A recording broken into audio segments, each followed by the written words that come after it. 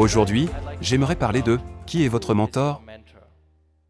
J'espère que vous recevrez tous une réponse claire à cette question aujourd'hui. Examinons la définition d'un mentor. Comme nous pouvons le voir,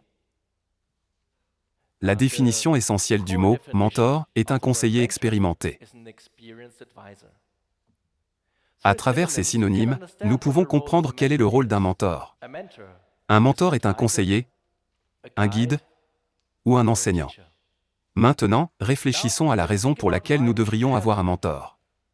Un mentor est un conseiller. Un conseiller est une personne qui aide quelqu'un, n'est-ce pas? Quelle que soit la discipline, le rôle du mentor est d'aider le mentoré à réussir. Dans votre vie, pouvez-vous tous faire tout parfaitement par vous-même, sans recevoir l'aide de quelqu'un d'autre? Personne ne peut, n'est-ce pas? Quand nous regardons nos vies, nous réalisons que nous avons reçu l'aide d'un mentor plusieurs fois pour arriver là où nous en sommes aujourd'hui. Personne n'a réussi sans l'aide d'un mentor. Votre succès dépend principalement de deux facteurs. Premièrement, la qualité des conseils, et deuxièmement, votre motivation à suivre les conseils du mentor.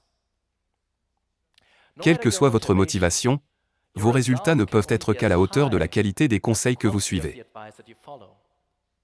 Par conséquent, nous pouvons facilement comprendre qu'une grande partie de notre succès dépend de qui est notre mentor. Il y a de nombreux exemples de personnes qui ont réussi avec l'aide de mentors spéciaux. Aujourd'hui, je vais vous donner 3 exemples. Tout d'abord, j'aimerais vous parler de Mark Zuckerberg. Il a mentionné Steve Jobs, le fondateur d'Apple, comme l'un de ses mentors. Un autre exemple est Bill Gates. L'un de ses mentors était Warren Buffett. Il est intéressant de noter que c'est sa mère qui l'a aidé à rencontrer son mentor. Examinons maintenant un exemple concernant une nation entière, les États-Unis. Aujourd'hui, les États-Unis, qui n'ont été fondés qu'en 1776, sont la plus grande puissance économique et militaire du monde. Comment les États-Unis ont-ils pu devenir le pays le plus puissant en moins de 250 ans? Le fondement de toute nation est sa constitution. Bien qu'il puisse y avoir différents facteurs pour le succès des États-Unis, la constitution était un facteur principal. La constitution devait garantir que les États-Unis s'uniraient bien, malgré la diversité des origines, des cultures et des religions de ses citoyens. Les pères fondateurs se sont demandé, comment pouvons-nous faire grandir une nation avec tant de diversité? Au British Museum, un objet donne un aperçu aux pères fondateurs. C'était le cylindre de Cyrus. Neil MacGregor, le directeur du British Museum, a expliqué que les pères fondateurs avaient été influencés par le roi Cyrus de Perse. Il a régné avec succès sur de nombreuses sortes de gens et de cultures. Pour cette raison, lorsque les États-Unis ont réfléchi à la façon de gouverner un État multiculturel, Thomas Jefferson s'est inspiré de Cyrus. Il a même ordonné à son petit-fils d'étudier les actes du roi Cyrus. Le roi Cyrus a inspiré la Constitution, qui a servi de base à la création des États-Unis.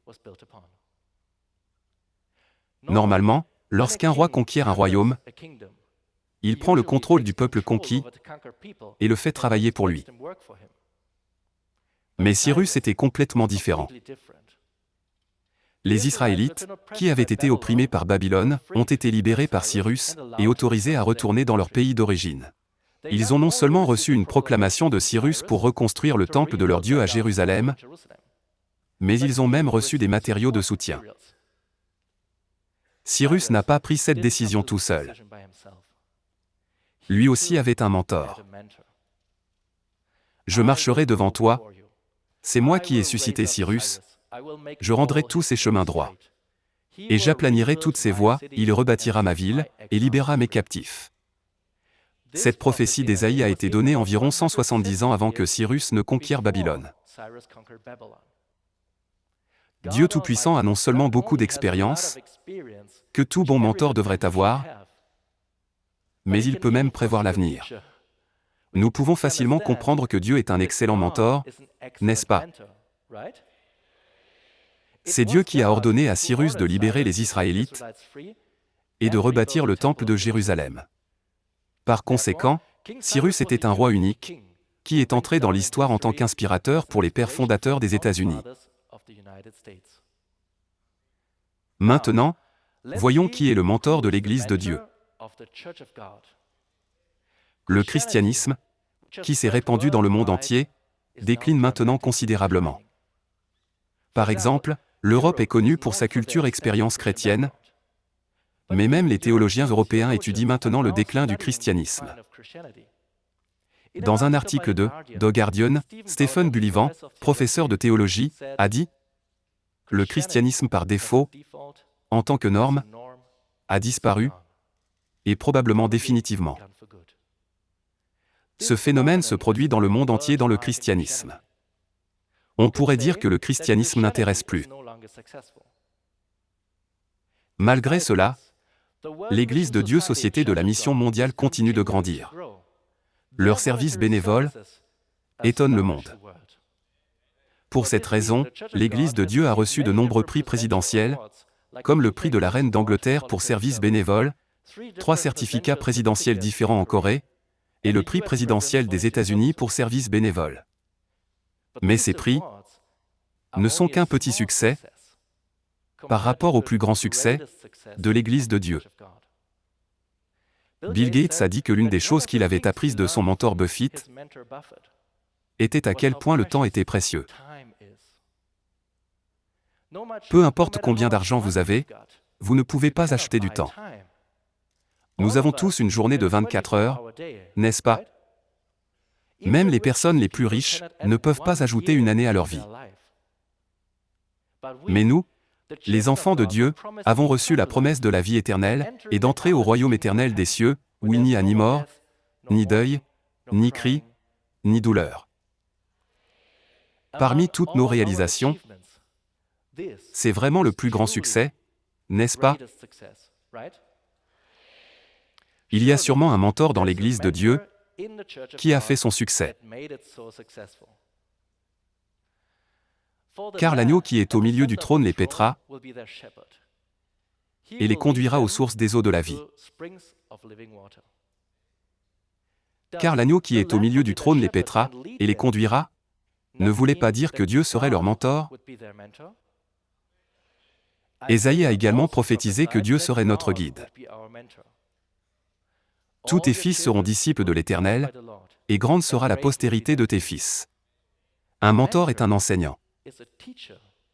C'est une autre prophétie qui montre que Dieu serait notre mentor.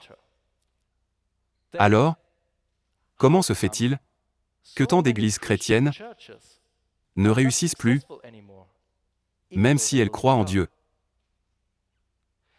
Dans Ésaïe, tes fils, qui désigne-t-il? Quand nous lisons les versets précédents, nous réalisons que « tes fils » ici désigne les enfants de la ville de Jérusalem. S'il en est ainsi, qui désigne Jérusalem? Mais la Jérusalem d'en haut est libre, c'est notre mère. La réalité de Jérusalem est notre mère céleste. Ces enfants sont ceux qui réussiront vraiment à entrer dans le royaume des cieux. L'Église de Dieu est la seule Église aujourd'hui qui croit en Dieu la Mère.